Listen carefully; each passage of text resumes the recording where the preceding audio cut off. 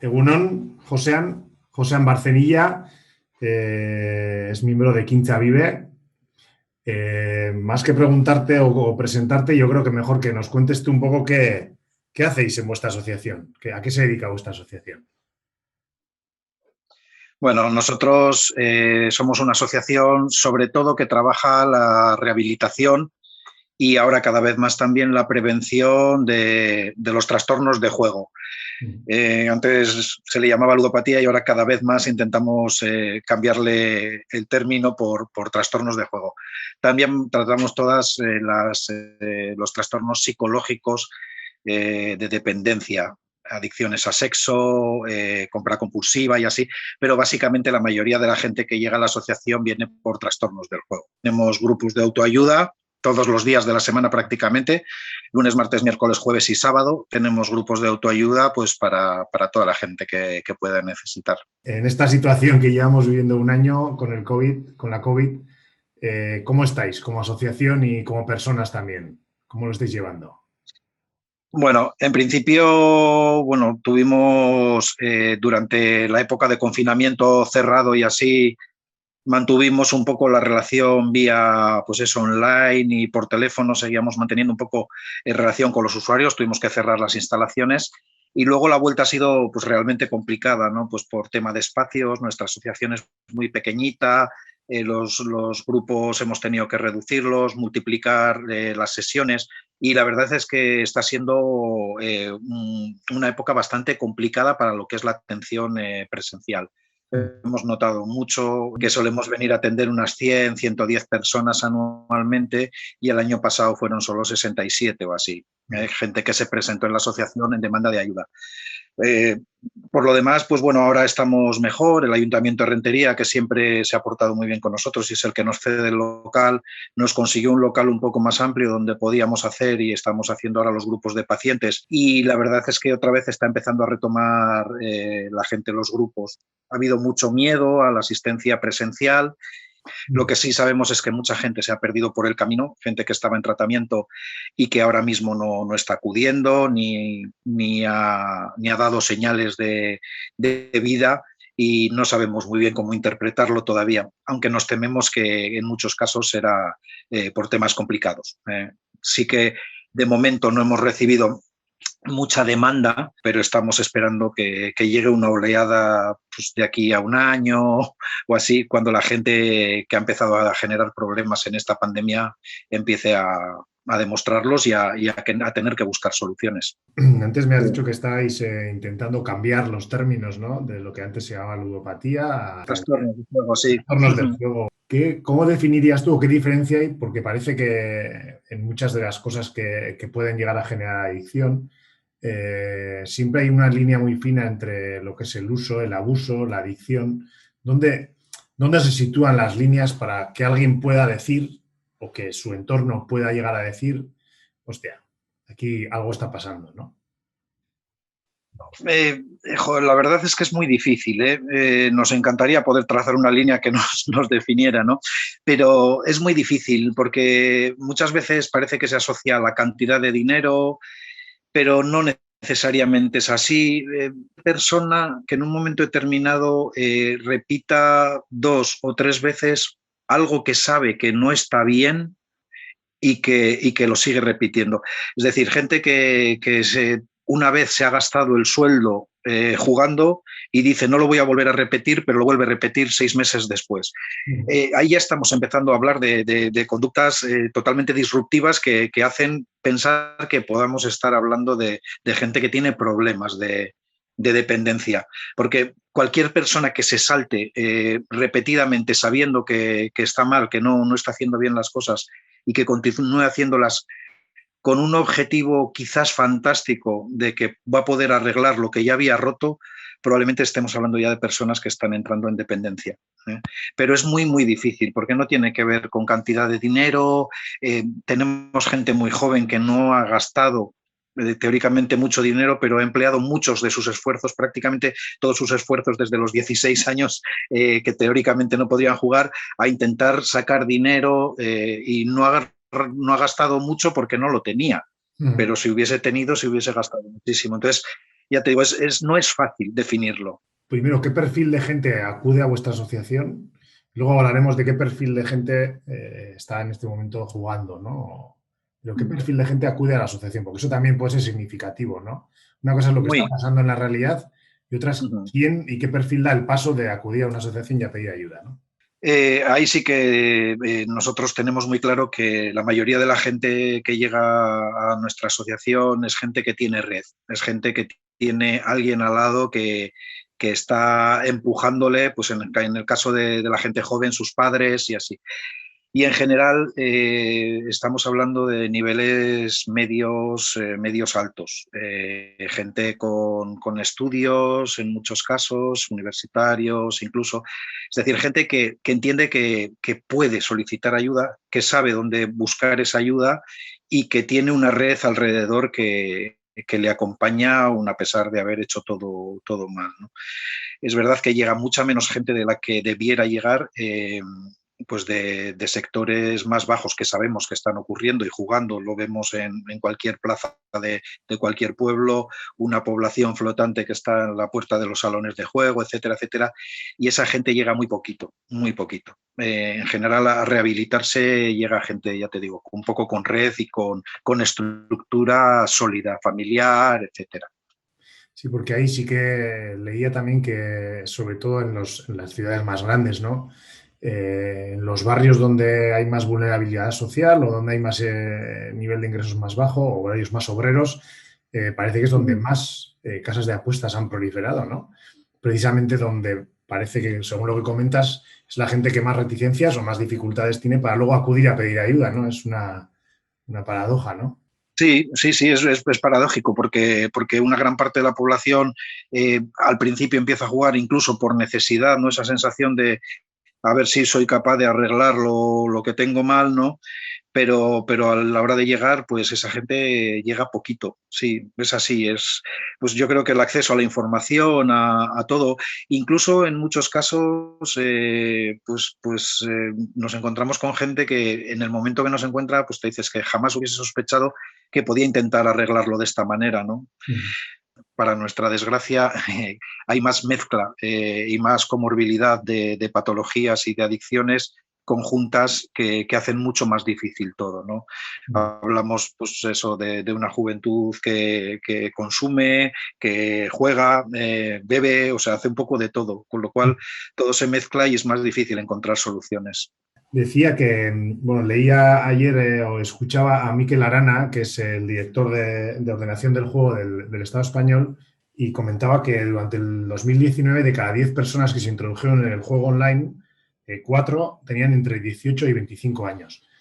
Y con lo que has dicho antes, a mí me surge una duda, ¿no? Es qué mundo estamos entregando a nuestros jóvenes y a nuestras jóvenes y sobre todo unido con una especie de éxito, de inmediatez, y si todo esto, ¿qué está produciendo? ¿Qué vamos a entregar? ¿Qué mundo estamos entregando y qué referencia estamos siendo en ese sentido? ¿Y qué estamos produciendo? Claro.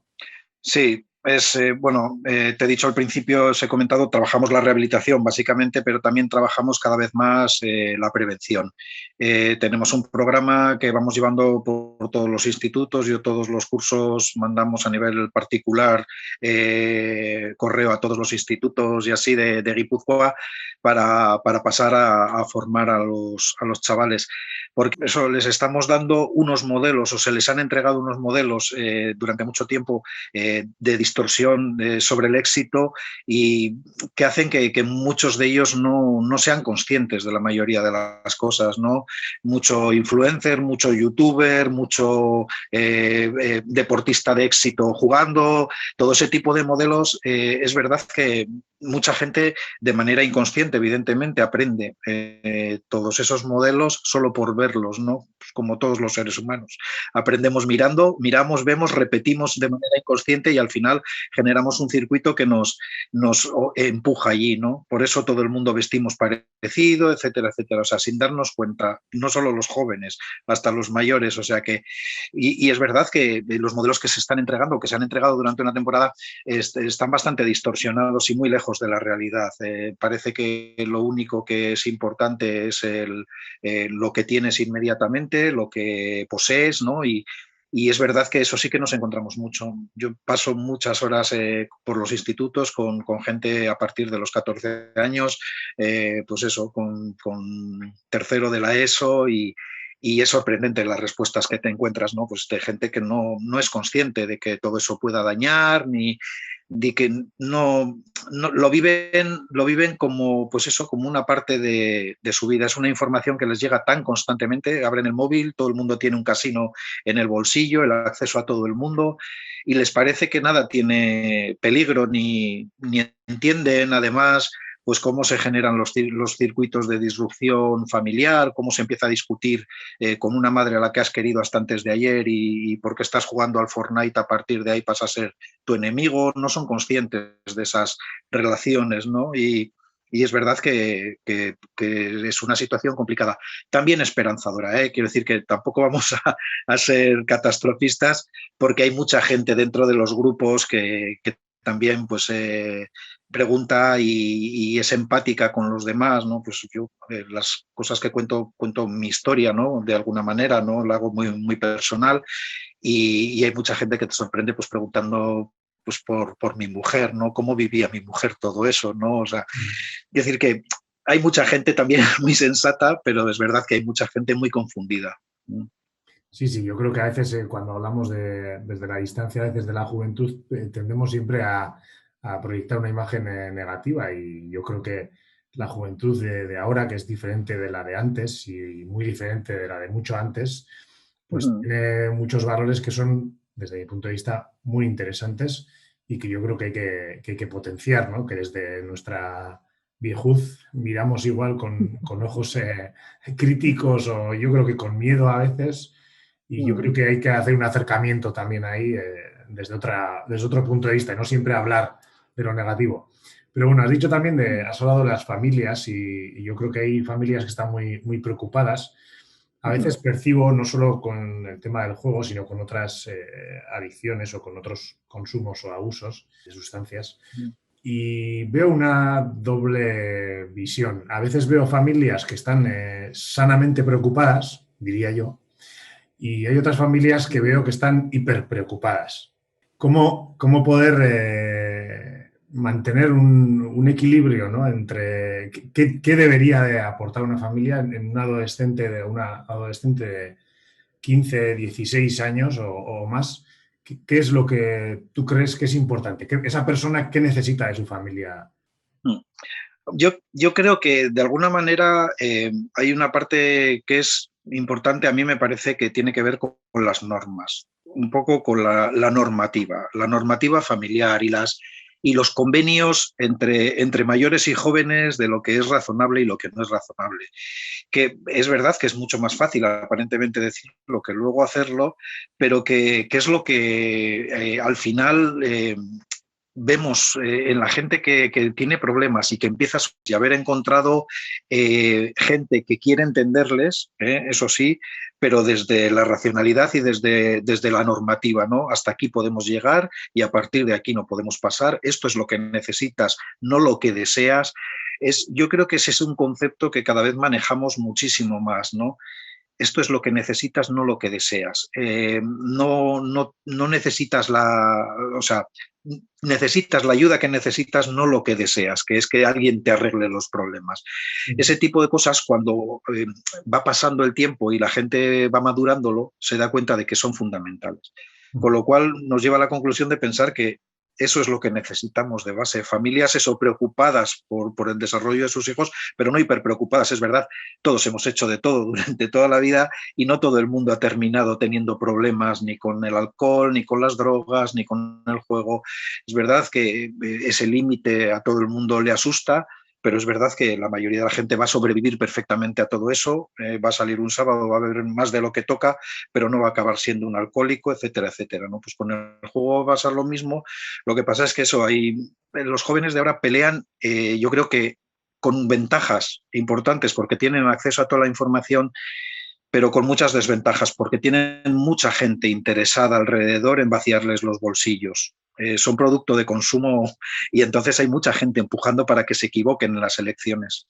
Y ese es el mayor problema, educarles en elegir bien los contenidos, en darse cuenta de que nadie regala nada, ¿no? Cuando empiezas a dar en las charlas y les pones las condiciones de uso de las páginas de juego, pues muchos de los que han jugado ni sabían que eso ocurría, ¿no? Que tienes que jugar 40 veces la cantidad que te regalan, etcétera, etcétera.